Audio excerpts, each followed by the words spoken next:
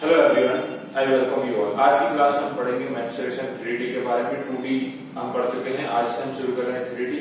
3D में ही आपको सारा पढ़ना है। अब यहाँ से आपका वॉल्यूम इंक्लूड हो जाएगा, कर्व सरफेस एरिया इंक्लूड हो जाएगा, टोटल सरफेस एरिया भी इंक्लूड हो जाएगा। इसमें आपको पढ़ना है बेलन के बारे में। बेलन हुआ आपका, उसके बाद शंकु हम पढ़ेंगे, गोला हम पढ़ेंगे और किस प्रकार शंकु के अंदर या बेलन के अंदर जब गोला रख देते हैं तो किस प्रकार उसकी हाइट, मतलब कि उसकी हाइट में क्या परिवर्तन होगा, उसमें भरे हुए पानी की हाइट में क्या परिवर्तन होगा, ये सारी बातें आपको यहाँ से सीखने को मिलेगी। तो आज हम पहले बेसिक्स फिगर के बारे में समझेंगे, उनके टीएसए सीएसए के बारे में समझेंगे, तभी आप इस कॉन्सेप्ट को समझ पाएंगे। आज हम पहली आकृति 3D की लेते हैं। पहली आकृति हमारे सामने होगी घनपेड़ एरिया। पहली आकृति होगी आपके सामने घन। घन को इंग्लिश में क्यूब बोलते हैं। देखिए, घन का जो आधार है, घन का जो आधार है वो वर्ग कॉपी है। घन का आधार क्या है? वर्ग। देखिए, मैंने एक वर्ग बनाया है। ये हम वर्ग के बारे में मेंस्ट्रुएशन 2D में ऑलरेडी पढ़ चुके हैं। ये आपके सामने वर्ग, घन वर्ग से ही बना है। तो मैं पहले घन बना देता हूँ आपके सामने।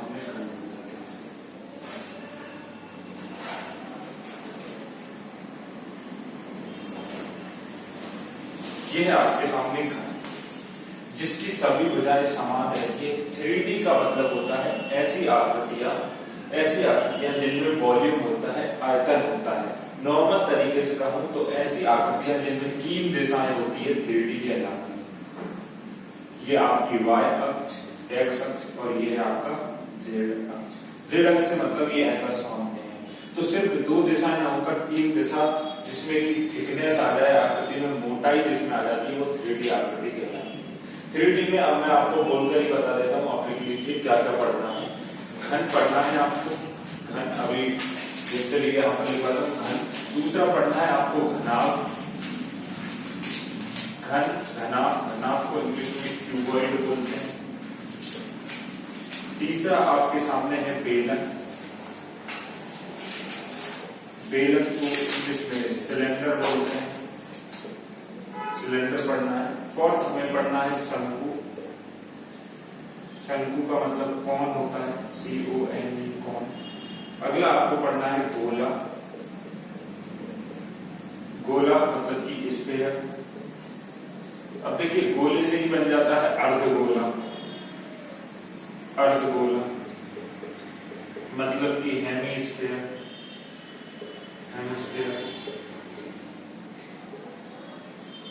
इसके बाद आपको पढ़ना है प्रिज्म और पिरामिड। प्रिज्म और पिरामिड उतने एग्जाम में ज्यादा पूछे नहीं जाते हैं, लेकिन ऊपर के जो 5 टॉपिक है इनसे जरूर क्वेश्चन बनते हैं। इनको आप नोट कर लीजिए। ये मेंस्ट्रुएशन 3D में हमें पढ़ना होता है। फिर हम धीरे धीरे समझेंगे कौन सी आकृति। उसके बाद आप हेडिंग डालेंगे घन क्यूब।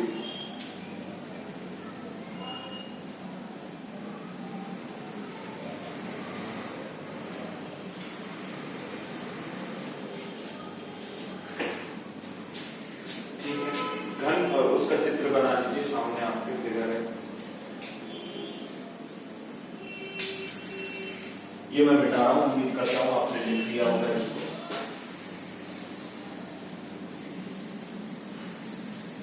हेमिस्फीयर मतलब अर्धगोला होता है।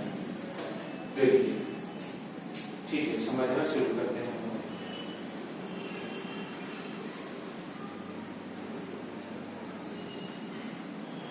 एक बेसिक सी बात जो हमें पता होनी चाहिए, 3D आकृति घन या घनाभ में 1, 2, 3, 4, 5, 6, 7 और 8। आपसे अगर वर्टेक्स की संख्या पूछी जाती है एग्जाम में, वर्टेक्स की जो संख्या होती है वो 8 होती है। कितनी होती है? 8। मतलब ये जो बाह्य बिंदु है वो 8 है। वर्टेक्स के बाद अगर एज आकर आपसे पूछ ले, एज की संख्या कितनी होती है? 1, 2, 3, 4 ऐसे करके पूरे 12 एजेस होती है। कितनी होती है? 12 एजेस होती है। और अगर हम फलक की बात करें, फलक का मतलब होता है एक साइड की ये जो आपका एक साइड का एरिया है, तो कितने होते हैं, 2 ऊपर 2 नीचे, 2 आमने सामने और 2 आगे पीछे, टोटल 6 फलक होते हैं। तो ये हमें याद रखना है कि 8 वर्टेक्स होती है, 8 बिंदुओं से मिलकर बनता है, इसमें 12 लाइनें होती है, साइड्स होती है और 6 फलक होते हैं, पता होना चाहिए। अब देखिए, अब आप आते हैं घन की एक्चुअल प्रॉपर्टी पर, एक्चुअल घन में क्या होता है। तो हमें जानना है कोई भी थ्री आकृति में, हमने पहले की क्लास में देखा, हमें 3 चीजें पढ़नी है। एक पढ़ना है हमें वक्र पृष्ठ का क्षेत्रफल, जिसको कर्व सरफेस एरिया बोलते हैं, कर्व सरफेस एरिया, आप किसी भी एक भाषा में लिख सकते हैं। संपूर्ण पृष्ठ का क्षेत्रफल, जिसको टोटल सरफेस एरिया बोलेंगे। ये सभी 3D आकृतियों में पढ़ना है। और अगला पढ़ना है वॉल्यूम, जिसको कि आप आयतन बोलते हैं। ठीक है, ये 3 चीजें सभी आकृतियों में पढ़नी है। तो आइए अब देख लेते हैं curve surface area, total surface area और वॉल्यूम क्या होगा। घन के केस में जितनी भी भुजाएं हैं वो सभी समान होंगी, मतलब कि इसका आधार ए होगा। अब देखिए, ये ए, ये भी ए, ये और ये चारों एक ही दिशा में जा रहे हैं। ठीक है, ये बेस हो गया। अगर मैं हाइट की बात करूं तो ये भी ए होगी, ये भी ऊपर की तरफ जा रही है, ये और ये सभी समान है। तो ये इसका आधार हो गया, ये इसकी ऊंचाई हो गई और ये इसकी मोटाई हो गई। ये लोग समझने में गलती कर देते हैं। तो ये वाली लाइन, ये वाली लाइन, ये वाली लाइन और ये चारों एक हो गई। ठीक है, तो ये ऊंचाई, ये आधार और ये इसकी मोटाई। आप देखेंगे तो ये हमने पहला फिगर ये बनाया था, ये और दूसरा ये बनाया था। ये मान लीजिए इसके जस्ट पीछे है और ये इसकी मोटाई है, तो ये भी क्या होगी, ए होगी। अगर हम सबसे पहले कर्व सरफेस एरिया की बात करें, कर्व सरफेस एरिया जो होगा हमारा, कर्व सरफेस एरिया क्या होगा, ऊपर और नीचे का जो एरिया अगर हम छोड़ दें, ऊपर नीचे का एरिया छोड़कर बाकी 4 साइड का जो एरिया होता है वो कर्व सरफेस एरिया होता है। तो कर्व सरफेस एरिया क्या हो जाएगा, आप कहेंगे एक साइड की अगर मैं बात करूं, सामने की साइड, तो ए स्क्वायर हो जाएगा। ऐसी 4 साइड है, मतलब कर्व सरफेस एरिया हो जाएगा for a square. Curve surface area क्या हो जाएगा, फॉर ए स्क्वायर, मतलब ऊपर का एरिया भी ए स्क्वायर है और नीचे का भी ए स्क्वायर है। इस साइड का भी ए स्क्वायर है और इस साइड का भी क्या है, ए स्क्वायर है। और पीछे का भी कितना है, ए स्क्वायर, और सामने का भी कितना है, ए स्क्वायर। जिसमें हमने ऊपर और नीचे का, मतलब ये वाला और ये वाला नहीं जोड़ते कर्व सरफेस एरिया में। तो 1 2 3 4 और ए स्क्वायर, समझ रहे हैं ना, ए स्क्वायर 2 बार, इसलिए एक बार आगे का एक बार पीछे का। फॉर ए स्क्वायर इसका कर्व सरफेस एरिया होगा, वक्र पृष्ठ का क्षेत्रफल होगा। टोटल सरफेस एरिया कितना हो जाएगा, जितने फलक हैं 6a स्क्वायर, क्योंकि टोटल फलक इसमें कितने थे, 6 है। वॉल्यूम की अगर बात कर ले तो वॉल्यूम होता क्या है, वॉल्यूम मतलब कि आयतन बराबर होता है आधार का क्षेत्रफल, आधार का क्षेत्रफल। देखिए, हमने पहली क्लास में डिस्कस किया था कि वॉल्यूम आधार का क्षेत्रफल गुणे में ऊंचाई क्यों होता है। जब इसमें आप ऊपर से पानी भरोगे, पानी इसमें डालोगे, एग्जांपल पानी का ले रहे हैं हम, तो नीचे जाकर जो इसका तल है उसमें पानी फैल जाएगा। पानी फैल जाएगा, पानी फैलने का मतलब इसका तल, इसकी जो तली जिस भी आकार की होगी उसी आकार में पानी फैल जाएगा। इसीलिए हमने बोला आधार का क्षेत्रफल। अभी तो आधार स्क्वायर के फॉर्म में है, तो स्क्वायर का क्षेत्रफल हो जाएगा ए स्क्वायर। अगर ये आधार त्रिभुज होता या षटभुज होता या कुछ और होता, आयताकार होता, तो तब वो वाला क्षेत्रफल यहाँ पर लिखते, क्योंकि पानी जो भी फैलेगा वो आधार के क्षेत्रफल में फैलेगा।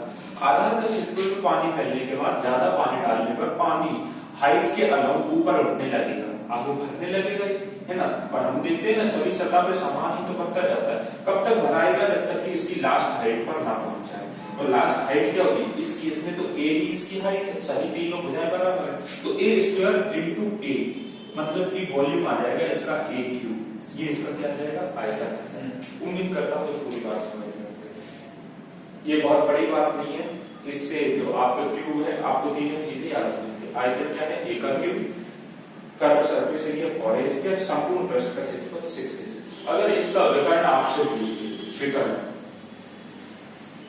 विकर्ण की हम बात करें तो विकर्ण होगा अंडर रूट में ए स्क्वायर प्लस ए स्क्वायर प्लस ए स्क्वायर।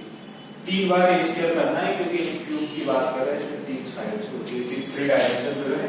तो ये हो जाएगा 3a स्क्वायर, 3 तो अंदर रह जाएगा, ए बाहर निकल जाएगा, तो a रूट 3 इसका क्या हो जाएगा, डायगोनल हो जाएगा, विकर्ण हो जाएगा।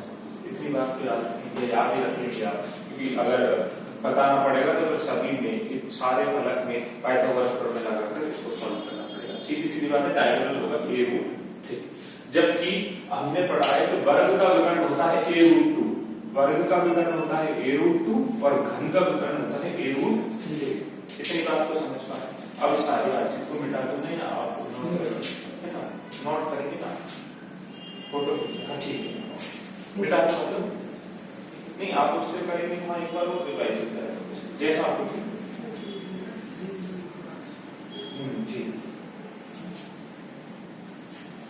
तो ठीक ही चलता है।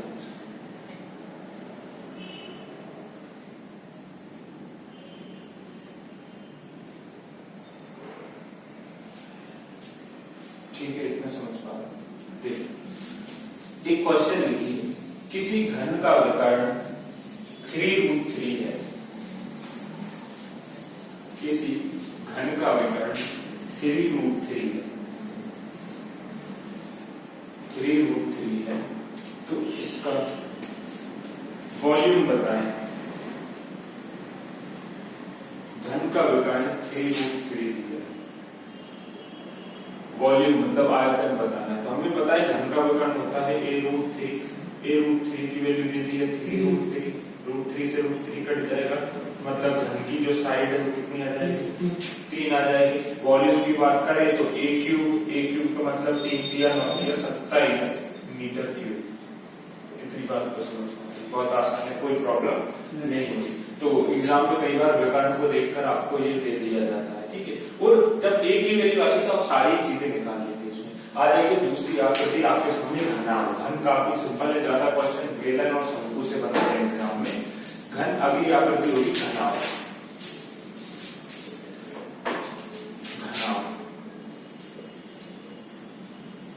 घनाभ को इंग्लिश में क्यूबॉइड बोले, जैसे वो क्यूब था ये क्यूबॉइड। देखिए क्यूबॉइड होता क्या है, घनाभ का जो आधार होता है, जैसे घन का आधार वर्ग था, घनाभ का आधार आयत होता है। ये हुआ आपका आयत, है ना। आपको इन आकृतियों में याद क्या रखना है, याद यही रखना है कि जो भी आकृति होगी उसका आधार क्या है। अगर आपको आधार याद हो गया तो ऊपर भी सेम ही जाएगा। आधार आयत होता है, तो आपको पता है दूसरा भी क्या बनेगा, आयत ही बनेगा।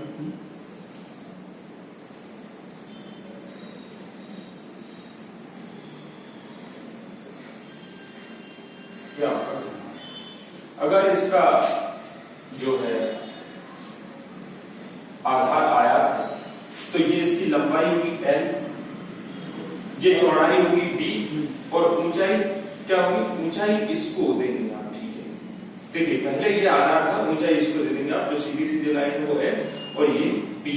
कई लोग क्या कंफ्यूज हो जाते हैं, आप तीनों लाइन को देखिए, जो ऊपर जा रही है मैंने उसको एक बार h नाम दे दिया, तो इन ऊपर वाली में से किसी से छेड़छाड़ नहीं करना।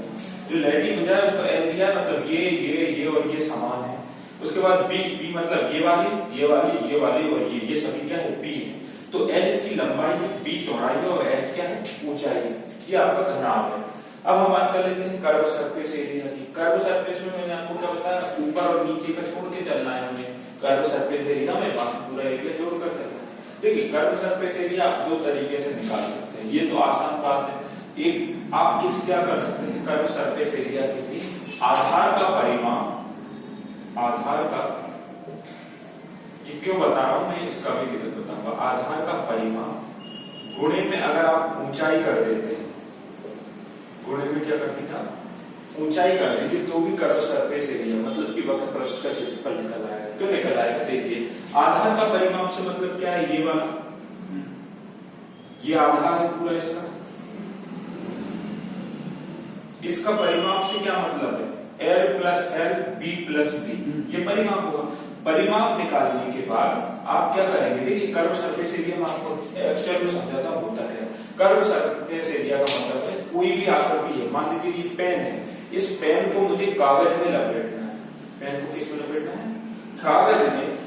इस पेन को कागज में लपेटने के लिए जो कागज का क्षेत्रफल चाहिए, कितना कागज इसमें, उसी को बोलते हैं वक्र पृष्ठ का क्षेत्रफल।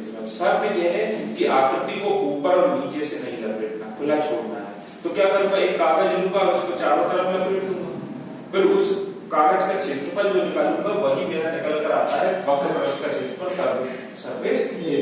तो आप इसको ही समझिए, आपके अगर इसमें अगर आपको कागज का क्षेत्रफल निकालना है, पहले क्या करो, पहले आप ये करोगे कि एक राउंड में कितना कागज लगेगा उतना निकालोगे, फिर उस एक राउंड में कितनी हाइट तक कागज को ले जाना है ऊपर h का गुणा कर दोगे, तभी तो वक्र पृष्ठ का क्षेत्रफल लिख लेगा।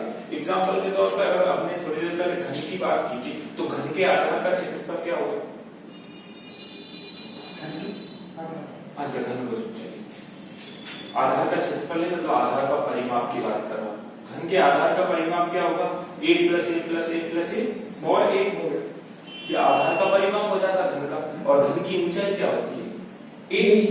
तो फॉर ए में a का गुणा करते तो फॉर ए स्क्वायर आ जाता है। यही तो हमने वहां पर पढ़ा है कि इसका वक्र पृष्ठ का क्षेत्रफल घन का फॉर ए स्क्वायर होता है। समझ रहे? ऐसे भी निकाल सकते हैं। चलिए अब इस पर आते हैं। अब इसको हमें कागज में लपेटना है तो आप कहेंगे आधार का क्षेत्रफल गुणेगा ऊंचाई। आधार का क्षेत्रफल बोल रहा हूं मैं, आधार का परिमाप। तो आधार का परिमाप क्या होगा? परिमाप हमने बोला था चारों भुजाओं की लंबाई l, तो ये भी क्या हो जाएगा l, ये b, तो ये भी क्या हो जाएगा b। या फिर हम सीधा सीधा कह सकते हैं कि हमें पता है कि आयत का परिमाप क्या होता है, क्योंकि इसका आधार क्या है? आयताकार है। तो आयत का परिमाप क्या होता है? 2 into l plus b ये होता है। और ऊंचाई क्या होती है? h, ऊंचाई h है। और आधार का परिमाप 2 into l plus b, जो कि हमने आयत में भी ये फॉर्मूला पढ़ा है। आयत का परिमाप होता है 2 into l plus b। तो और इसका जो आधार है वो आयताकार है, ये हो जाएगा। आगे अगर मैं देखूं गुणा करूं तो देखिए 2 का अंदर गुणा कर दूंगा तो ये क्या हो जाएगा? 2l plus 2b ऐसा हो जाएगा। बाहर h है, आप चाहें तो इसको 2lh plus 2bh ऐसा लिख सकते हैं। बाकी यहाँ तक भी करने की जरूरत नहीं है, यहीं पर आप इसको कर सकते हैं। देखिए लंबाई चौड़ाई और ऊंचाई दे देगा तो आप उसका वक्र पृष्ठ का क्षेत्रफल निकालिए। यहाँ तक जाने की जरूरत नहीं है, नहीं तो आप गलतियां करोगे एल एच और बी एच है ना। एक बार एच को एल के साथ, एक बार एच को बी के साथ लेना है, बाकी फॉर्मूला यहीं पर खत्म हो जाता है। अब आइए हम बात कर लेते हैं किसकी? टोटल सरफेस एरिया की, संपूर्ण पृष्ठ के क्षेत्रफल की। संपूर्ण पृष्ठ के क्षेत्रफल का हमने क्या सीखा है? संपूर्ण पृष्ठ का क्षेत्रफल मतलब जिसमें पूरे पृष्ठ आ जाए, सारे पृष्ठ आ जाए। तो आपने कहा वक्र पृष्ठ के क्षेत्रफल में अगर मैं ऊपर और नीचे का क्षेत्रफल जोड़ देता हूं तो वो संपूर्ण पृष्ठ बन जाता है। क्योंकि वक्र पृष्ठ में हम क्या करते हैं? कर्व सरफेस एरिया में ऊपर नीचे का ही छोड़ते हैं, बाकी सब तो जोड़ ही लेते हैं। तो क्यों ना वक्र पृष्ठ के क्षेत्रफल में ऊपर और नीचे का क्षेत्रफल और जोड़ दिया जाए तो वो संपूर्ण पृष्ठ बन जाएगा। ऊपर का क्षेत्रफल क्या होगा? l into b, नीचे का भी l into b, ऊपर का भी l into b। तो आप देख पा रहे हैं कि अगर हम बात करें तो नॉर्मली अगर देखो संपूर्ण पृष्ठ में क्या हो रहा है? ऊपर नीचे, ये दाएं बाएं और आगे पीछे। तो आप देख पा रहे हैं ऊपर का क्षेत्रफल क्या है? नीचे का l into b, l into, और ये कितनी बार है? एक बार नीचे एक बार, तो 2l into प्लस इस साइड का क्षेत्रफल b into h, और ये कितनी बार है? एक बार एक बार एक बार इस तरफ, तो ये हो जाएगा 2bh प्लस सामने का क्षेत्रफल क्या होगा? आप कहेंगे h into l, ये हाइट है और ये लंबाई है। h into l कितनी बार है? ये भी 2 बार, एक बार आगे एक बार पीछे। 2 को अगर आप कॉमन ले लें तो ये हो जाएगा 2lb bh प्लस h। ये इसके संपूर्ण पृष्ठ का क्षेत्रफल, कुछ नहीं करना है। lb, फिर आप b से h पर गए, bh और फिर h l। इसमें क्या है? सारे क्षेत्रफल 2 बार आ जाते हैं। यही इसके संपूर्ण पृष्ठ का क्षेत्रफल, याद रहेगा आपको, कोई प्रॉब्लम वाली बात नहीं है। ऐसा क्यों आया? 2 बार नीचे का क्षेत्रफल, 2 बार आमने सामने का क्षेत्रफल और 2 बार आगे पीछे का क्षेत्रफल, ये इसके संपूर्ण पृष्ठ। अब हम वॉल्यूम की बात कर लेते हैं। ठीक, वॉल्यूम के लिए हमने क्या सीखा है? तो वॉल्यूम में हमेशा क्या होगा? आधार का क्षेत्रफल गुणे में ऊंचाई। वॉल्यूम मतलब आयतन क्या होता है? आयतन क्या होगा? आधार का क्षेत्रफल गुणे में ऊंचाई। यही हमने उसमें किया था। इसके आधार का क्षेत्रफल क्या होगा? आप कहेंगे l into b। आधार क्या हो जाएगा? l into लंबाई गुणे में चौड़ाई, और ऊंचाई क्या होगी? h। तो ये हो जाएगा h। इसीलिए lbh मीटर क्यूब। इसीलिए जो घनाभ है उसके आयतन का फॉर्मूला बन जाता है lbh। lb जहां पर आधार का क्षेत्रफल है और h वहां पर ऊंचाई। कितनी बात को समझ पा रहे हैं? अभी बात अगर इसके विकर्ण की बात करें, विकर्ण, अब देखिए विकर्ण होता है एक्चुअल में घनाभ जो है, आपका जो कमरा होता है, घर में जो कमरा होता है अगर एग्जाम में कई बार बोल देते हैं कि एक कमरे की लंबाई, ऊंचाई और चौड़ाई ये है, तो कमरे से मतलब घनाव होता है। कमरा जो भी होगा वो क्या होगा, घनाव होगा। और एग्जाम में जब पूछेगा कि बताइए दिए गए कमरे में लंबे से लंबे रखे जा सकने वाले बांस की लंबाई बताइए, ऐसा एग्जाम में क्वेश्चन आता है। तो जो लंबा से लंबा बांस होगा वो आप क्या होगा, विकर्ण ही तो होगा कमरे का। तो वो विकर्ण क्या होगा, जैसे हमने उसमें देखा था a square plus a square plus a square, ऐसे इसमें लिख लेगा l square plus b square plus l square. ये है सबसे बड़े जो कमरा होगा आपको उसमें सबसे बड़े रखे जाने वाले बांस की लंबाई होगी, या फिर आप कहें तो घनाव का ये विकर्ण होगा।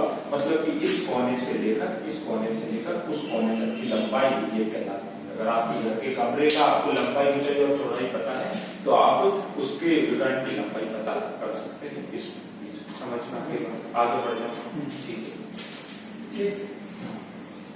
अब इम्पोर्टेंट चीज और इंटरेस्टिंग चीज आएगी बेलन। क्वेश्चंस भी करेंगे हम उसके ऊपर से बाद में, अभी आप समझ लीजिए। आयतन का सर्फेस। अगला डालेंगे आप बेलन, मतलब कि सिलेंडर।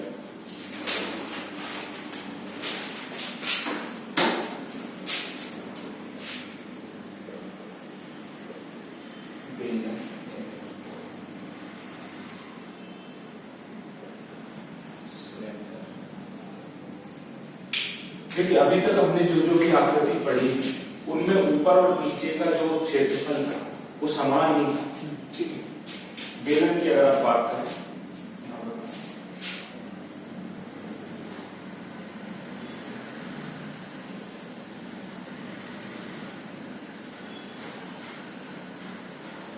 बेलन ऐसी जो हमारे रोड पर रोड रोलर चलते हैं वो बेलन ही होते हैं, आपको पता ही। बेलन एक ऐसी आकृति है जिसका आधार वृत्ताकार होता है। ये जो आधार है वो कैसा है, वृत्ताकार है। ये जो पेन है वो बेलन के फॉर्म में ही, ठीक है। अगर इस कैप का ही हटा दे तो ये बेलन के फॉर्म में, क्योंकि इसका जो आधार है वो वृत्ताकार है और ये इसकी ऊंचाई, मतलब आप कहें तो उसको गोलाकार भी बोल सकते हैं। तो बेलन का आधार वृत्ताकार होगा।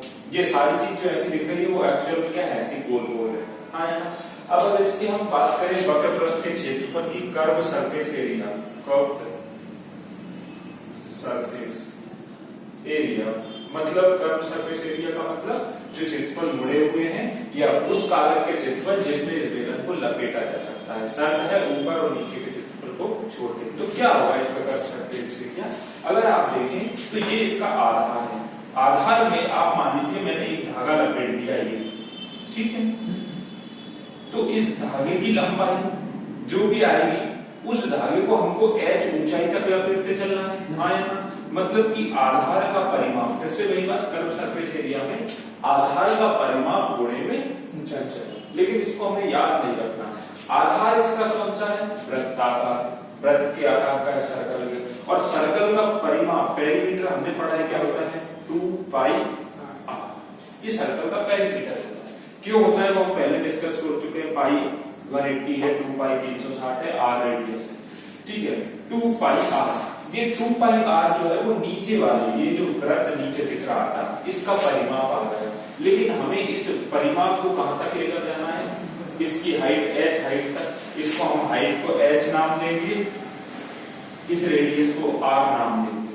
तो इसका कर्व सरफेस एरिया हो जाएगा 2 पाई r h। आधार का क्षेत्रफल 2 पाई r गुणे में ऊंचाई, ये कर्व सरफेस एरिया हो जाएगा। अब हम बात कर रहे हैं टोटल सरफेस एरिया की। टोटल सरफेस एरिया जिसको टी ऐसे बोलते हैं शॉर्ट फॉर्म में, और इसको सी ऐसे बोलते हैं। टोटल सरफेस एरिया में आप कहेंगे कि ये वाला तो आएगा ही आएगा, मतलब कि मैं 2 पाई r h को तो लिख ही सकता हूँ। हमेशा एग्जाम में भी आप यही अप्रोच बना कर देंगे, 2 पाई r h सीधा लिख दिया, प्लस ऊपर और नीचे का क्षेत्रफल भी जुड़ेगा। आप बताइए नीचे अगर वृत्त है तो वृत्त का क्षेत्रफल क्या हो जाएगा, पाई r स्क्वायर। आप कहेंगे ये पाई r स्क्वायर, एक बार नहीं है, एक बार पाई r स्क्वायर नीचे है एक बार, तो मतलब ये 2 पाई r स्क्वायर हो जाएगा। ये टोटल सरफेस एरिया। अब क्या करेंगे, 2 पाई r को कॉमन ले लीजिएगा।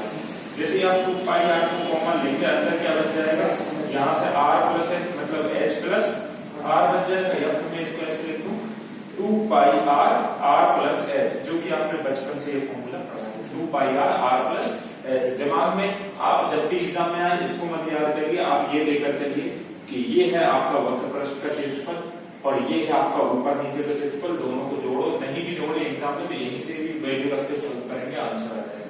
जरूरी नहीं है इसको यहाँ तक ले जाना है, हमें वैल्यू पुट करनी है, यहाँ भी कर सकते हैं। तो 2 pi are are plus H ये इसके संपूर्ण पृष्ठ का क्षेत्रफल है। इतनी बात को समझ पाए। अब देखिए जैसे हम कर्व सरफेस एरिया में हम क्या करते थे, आधार का परिमाप गुणे में ऊंचाई करते हैं, किसमें, कर्व सरफेस एरिया मतलब कि वक्र पृष्ठ के क्षेत्रफल में। ऐसे ही आयतन के लिए हम क्या करते हैं, आपको ये बात समझनी होगी, हर फिगर में ये करते हैं। इसमें आधार का परिमाप लेते हैं, उसमें आधार का क्षेत्रफल गुणे में ऊंचाई। आधार का क्षेत्रफल क्या होगा, आपने कहा सर्कल है तो आधार का क्षेत्रफल होगा पाई आर स्क्वायर, और ऊंचाई कितनी है, आर कहेंगे एच। इसीलिए इसके वॉल्यूम का फॉर्मूला होगा पाई आर स्क्वायर एच। कितना हो जाएगा, pi r square H. Pi r square आधार का क्षेत्रफल है और एच इसकी ऊंचाई। कभी आपको लगे कहीं मैंने फॉर्मूला गलत तो नहीं कर दिया, इसीलिए आपको करके क्या देखना है, देखिए जो भी वॉल्यूम होगा उसमें मीटर क्यूब आना चाहिए और जो भी आपका परिमाप होगा उसमें मीटर स्क्वायर आना चाहिए सिर्फ। अब एक बात बताइए, परिमाप में होगा, हम क्या करेंगे, परिमाप में 2 पाई आर गुणे में ऊंचाई एच, आर मतलब कि मीटर में, पाई की तो कोई होता नहीं, पाई तो नंबर है, और एच भी किस में आएगा, मीटर में। तो मीटर क्या बन जाएगा, मीटर स्क्वायर, क्योंकि क्षेत्रफल मीटर स्क्वायर में ही होता है, जबकि वॉल्यूम मीटर क्यूब में होता है। आर स्क्वायर का मतलब क्या है, मीटर का स्क्वायर, इनटू एच भी मीटर में होगा, मीटर या सेंटीमीटर जो भी आप माने, मीटर स्क्वायर और मीटर, ये क्या बन जाएगा, मीटर क्यूब। मतलब कि जब भी मीटर क्यूब में आएगा वो आयतन होता है, इसलिए फॉर्मूला गलत नहीं है। कहीं गलती से आपने 2 पाई आर एच रख दिया वॉल्यूम की जगह, तो आप मिलाकर देख लीजिए कि 1 मीटर क्यूब बन रहा है, नहीं बन रहा है, नहीं बन रहा है, इसका मतलब इसमें तीनों भुजाएं नहीं आ पाएंगी, क्योंकि वॉल्यूम एक 3D फिगर में है ना, तीन डायमेंशन नहीं मिली तो वॉल्यूम नहीं मिलेगा। ये बात समझिए, कोई दिक्कत है, पाई आर स्क्वायर एच इसको याद है। आगे बढ़ो। अभी हम बेलन के अंदर गोले को डालना भी सीखेंगे, लेकिन वो कब, जब हमें गोले के बारे में भी समझ।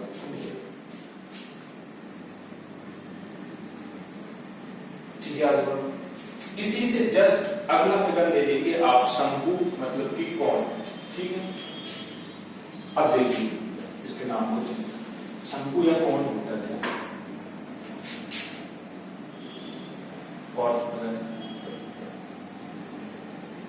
शंकु इंग्लिश में बोलते हैं।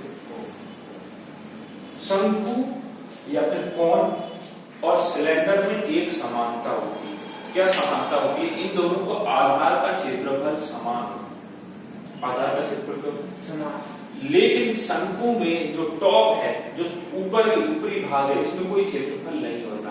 शंकु मतलब कोई लगाया गया कैप जो लगाते हैं ना, इस प्रकार का, उसी को बोलते हैं शंकु।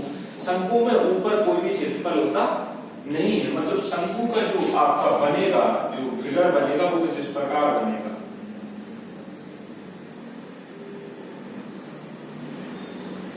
इतनी बात को समझ पा रहा है। इन लाइन को मैं मिटाऊंगा, मिटाने से पहले मैं कुछ समझा पा रहा हूं।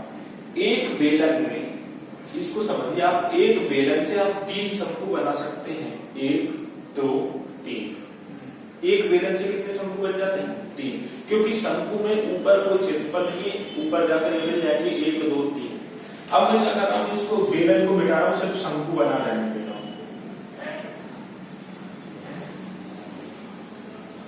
इस आकृति को बोलते हैं शंकु, शंकु या फिर कोण, इंग्लिश में कोण। आप समझ गए इस बात को, ये आपके कोण का फिगर है। अब मैं सारी चीजों को मिटा रहा हूं और समझते हैं शंकु को, काफी इंपॉर्टेंट है। सबसे पहले यहां पर आप देख पा रहे हैं, ये जो सीधी सीधी लाइन नीचे आएगी, ये वाली, इसको मैं हाइट नाम दूंगा। हाँ, इसको मैं क्या नाम दूंगा, हाइट। और किसी भी चीज की हाइट उसके आधार से 90 डिग्री का कोण बनाना है। ये जो हाइट है आपकी, ये जो तिरछी रेखा है जिसको हम एल नाम देंगे, जहां पर एल जो है वो तिर्यक ऊंचाई है।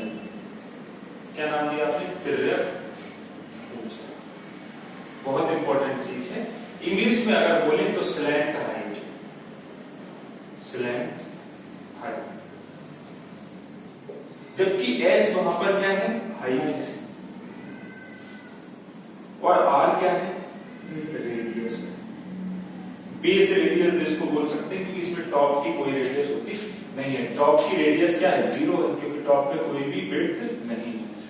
एल अलग है, एच अलग है। एल तिर्यक ऊंचाई है, स्लैंट हाइट है। अच्छा, एल निकालेंगे कैसे? एल निकालेंगे पाइथागोरस प्रमेय से। तो क्या हो जाएगा? आप कहेंगे l square is equal to h square plus r square. समकोण त्रिभुज में कर्ण का वर्ग आधार के वर्ग प्लस लंब के वर्ग के बराबर होता है। तो L इज इक्वल टू क्या हो जाएगा? Under root h square plus r square. L की वैल्यू मतलब L is equal to under root h square plus r square. ये बात याद रखिए, एग्जाम में दी नहीं होती, L हमें निकालना होता है। इतनी बात को समझ लें। अब ये क्यों है? क्योंकि हमें अभी जरूरत पड़ेगी इसका फोटो खींचो आपने, मैं आगे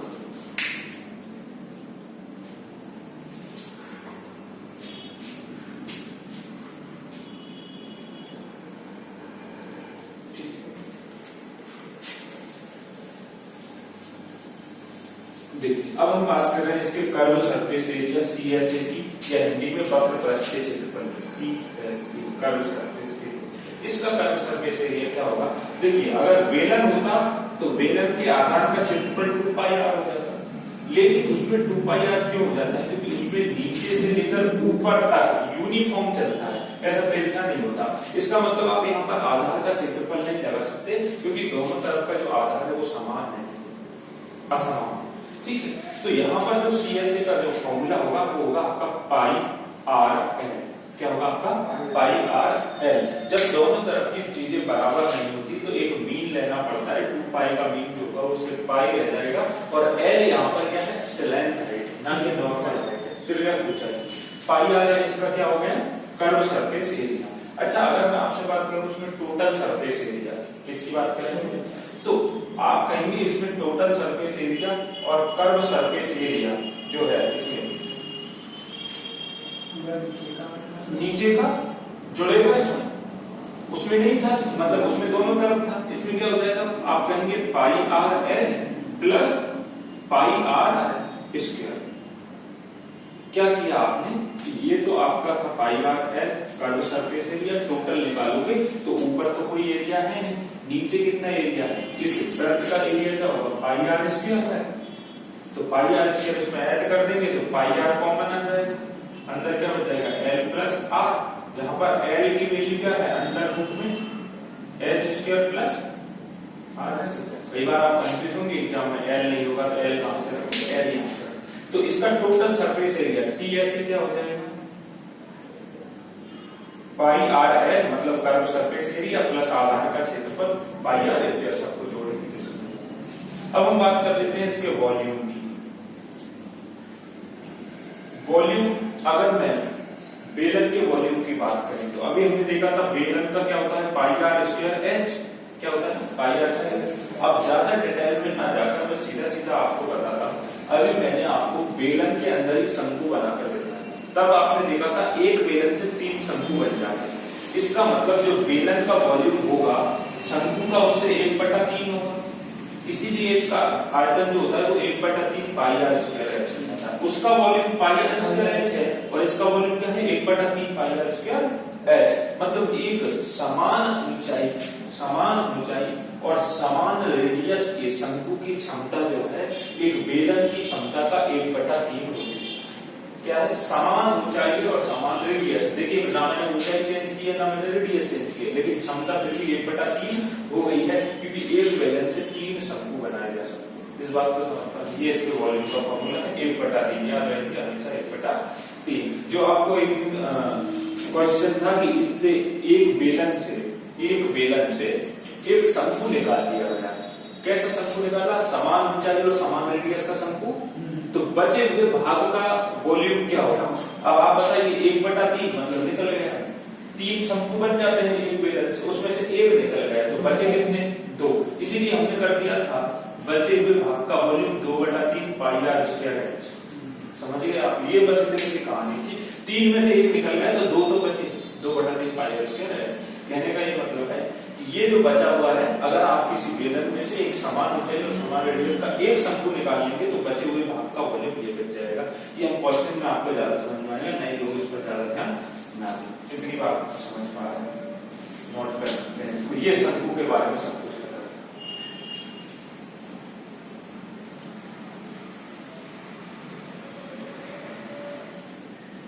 अब मैं छोटी सी बात आपको बता दूं कि जब आपको कोई भी आकृति पिघलाकर दूसरी आकृति बनाने को बोले, कोई भी आकृति को पिघलाकर क्या बोलते हैं, कोई दूसरी आकृति बनाने को बोलते हैं, तब आप एक बात याद हमेशा रखना कि जब भी कोई आकृति को हम पिघलाते हैं, मैं इस पेन को अगर पिघला हुआ तो इसमें से कितना पदार्थ निकलेगा, जितना इसका वॉल्यूम है। वॉल्यूम से मतलब क्या है, आयतन, मतलब लगी गई पदार्थ की मात्रा। जब भी कोई वस्तु पिघलकर दूसरी वस्तु बनती है, इसका मतलब उस केस में उसका वॉल्यूम पिघलता है। क्या पिघलता है? और इस वस्तु को पिघलाकर जब दूसरी वस्तु बनाओगे तो आप शेप तो चेंज कर दोगे, वस्तु का आकार तो चेंज कर दोगे, वस्तु का आकार आप चेंज कर दोगे, लेकिन आप उसका आयतन चेंज नहीं कर पाओगे। क्यों नहीं कर पाओगे? जितना वॉल्यूम है वो वॉल्यूम दूसरे पार्ट में कन्वर्ट हो जाएगा। तो उसी हिसाब से फिर चीजें आगे बढ़ेगी। एग्जाम्पल के तौर पर हम एक छोटा सा क्वेश्चन लेते हैं, ठीक है।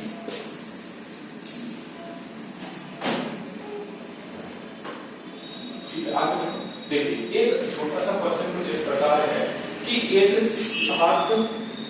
7 सेंटीमीटर त्रिज्या, एक 7 सेंटीमीटर त्रिज्या एवं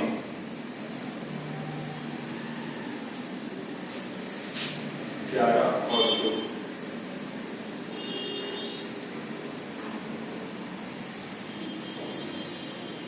121 का डबल क्या होगा, 242 सेंटीमीटर हाइट, एक 7 सेंटीमीटर त्रिज्या और 242 सेंटीमीटर हाइट के बेलन को पिघलाकर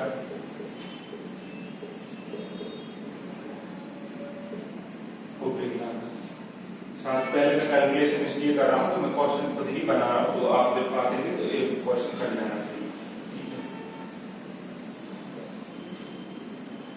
आर की वैल्यू 7 और 7 हो जाएगी और हाइट मैंने आपको 242 दे दी, ये हो जाएगा 11 into 2, तो इसको आप लिखते हैं 121।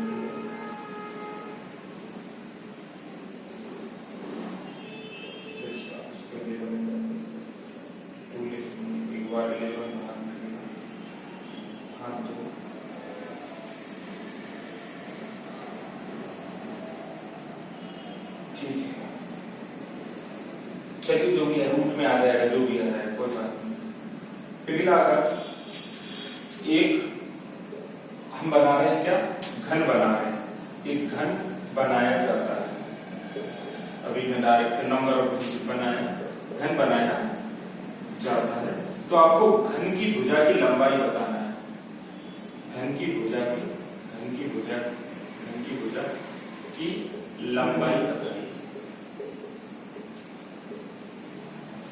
7 सेंटीमीटर त्रिज्या और 242 सेंटीमीटर हाइट के बेलन को पिघलाकर एक घन बनाया जाता है, घन की भुजा की लंबाई बताइए। तो जब भी पिघलाने की बात आ जाएगी, एक फिगर से दूसरा फिगर बनेगा तो इसके वॉल्यूम को हम क्या रखेंगे, बराबर रखेंगे।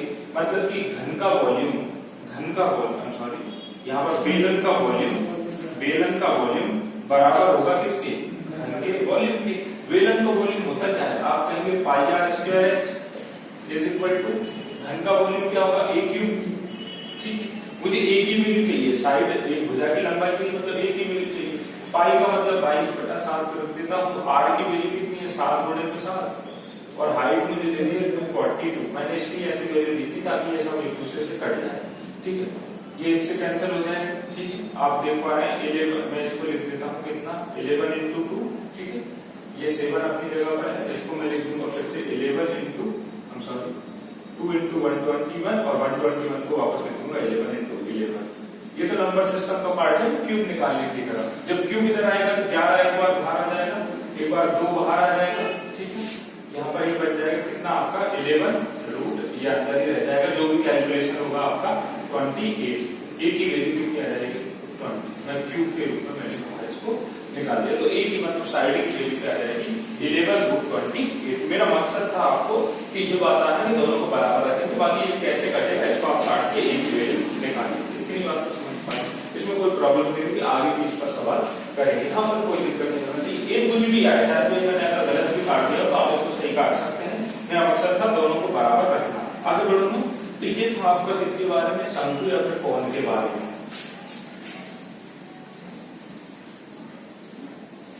अभी हम पढ़ चुके हैं शंकु, कोण, और अब आपको पढ़ना है गोला। गोला आज की क्लास में गोला और पढ़ेंगे। गोला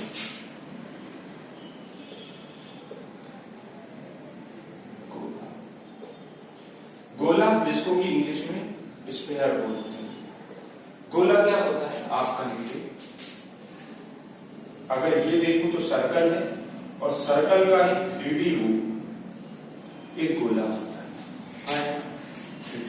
इसका मतलब है एक जो बॉल है आपकी, जो गेंद होती है वो गोला होती है। इसमें ये जो है आर एक क्या होता है, रेडियस होता है।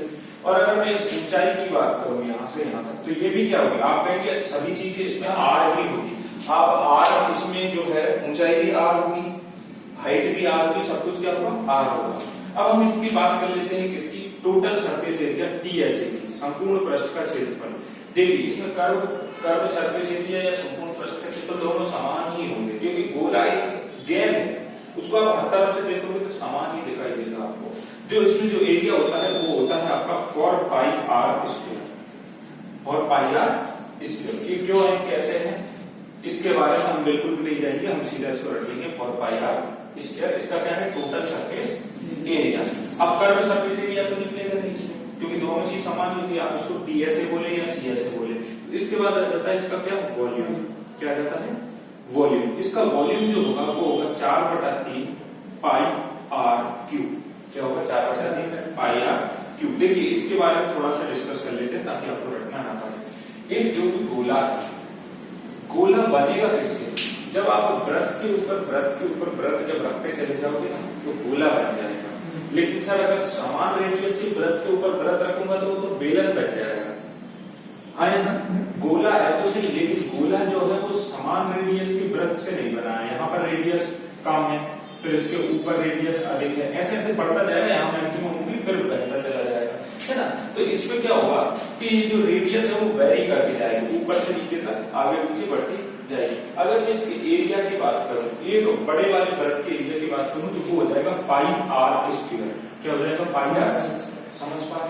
लेकिन हम क्या मानकर चलते हैं कि पाई आर स्क्वायर में आर कांस्टेंट तो नहीं है, आर तो वेरी कर रहा है। यहाँ से आर 0 है, यहाँ पर मैक्सिमम है और यहाँ पर वापस 0 है ना। तो हम किसी निश्चित हाइट वाई पर आर को समझते हैं, ठीक है। ये आपको कंपटीशन में इतना डिटेल में आता नहीं, बस मैं समझाने की कोशिश कर रहा हूँ आया कहाँ से। हम एक कोई भी निश्चित हाइट पर आर को ले लेते हैं, तब मैंने बोला कि 0 से h हाइट, y हाइट पर जो आर है उसके हम y मान लेते हैं। मैंने बोला ये y है क्योंकि ये वेरी कर रहा है इसलिए। और जब आप इसका समाकलन करेंगे जिसको हम इंटीग्रेशन बोलते हैं, तो यहाँ पर देखिए आप यहाँ पर r की वैल्यू मिनिमम है, मतलब -r है, और x अक्ष के ऊपर ये अगर x अक्ष है तो यहाँ पर मैक्सिमम होगी, यहाँ पर +r होगी। तो इसका जो हम इंटीग्रेशन करेंगे -r से लेकर +r तक, तो आप करने पर आप पाएंगे 4/3 पाई आर क्यूब निकल कर आएगा, ठीक है। जब ये लिमिट है -r टू +r, जो जिन लोगों का मैथमेटिक्स बैकग्राउंड पर आए वो इस चीज को समझ जा रहे होंगे, तो मैंने ये बिल्कुल सही बताया है। -r से +r तक जो इसका इंटीग्रेशन करेंगे एक कोई भी अज्यूम्ड हाइट पर, तब ये निकल कर आएगा 4/3 पाई आर क्यूब। तो इसलिए इसका वॉल्यूम बन जाएगा 4/3 पाई आर क्यूब। इतनी बात तो समझ पा रहे हैं। इन दोनों चीजों में कंफ्यूजन होता है, इसको याद रखेंगे। टोटल सरफेस एरिया होता है 4 पाई आर स्क्वायर और वॉल्यूम होता है 4/3 पाई आर क्यूब, ठीक है। इतनी बात तो समझ पा। इसके पैरेलल में आपके सामने रख रहा हूं अर्धगोला। अर्धगोला जिसको हेमिस्फीयर बोलते हैं। देखिए कंफ्यूजन कैसे क्रिएट हो सकता है। गोला, अगला क्या होगा, अर्धगोला। अर्धगोला जिसको इंग्लिश में हेमिस्फीयर बोलते हैं।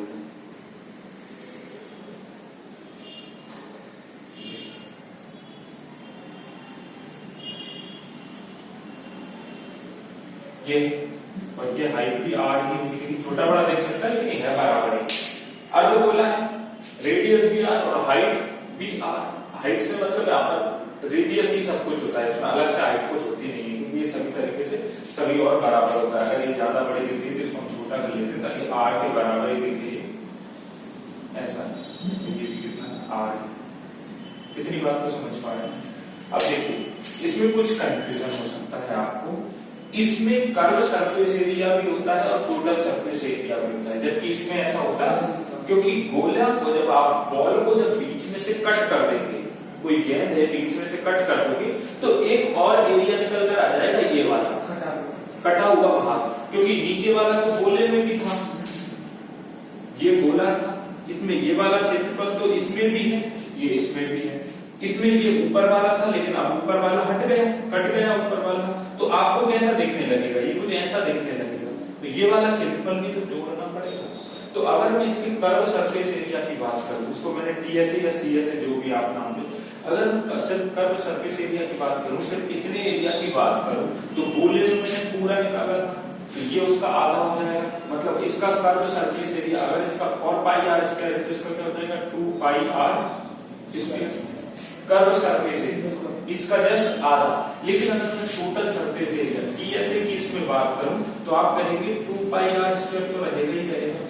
इसके बाद इसमें ये वाला एरिया भी हो जाएगा, और ये वाला एरिया है क्या, अगर ये रेडियस आर है तो ये सर्कल हो जाएगा, और सर्कल का एरिया होगा पाई आर स्क्वायर, तो आपने कहा ये हो जाएगा पाई आर स्क्वायर। एक बार बताइए, ये 2 पाई आर स्क्वायर, ये पाई आर स्क्वायर, ये पूरा हो जाएगा 3 पाई आर स्क्वायर।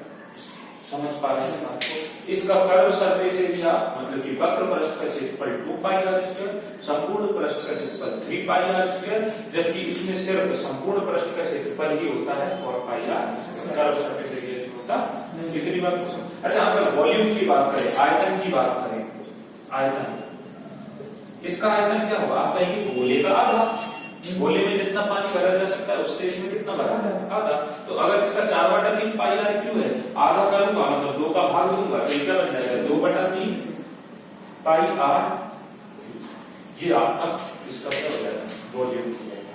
तो ये थे आपके 3D फिगर्स कुछ, है ना। अब इनके बारे में हम क्वेश्चंस करेंगे, पहले आप इसको यहां तक नोट करिए।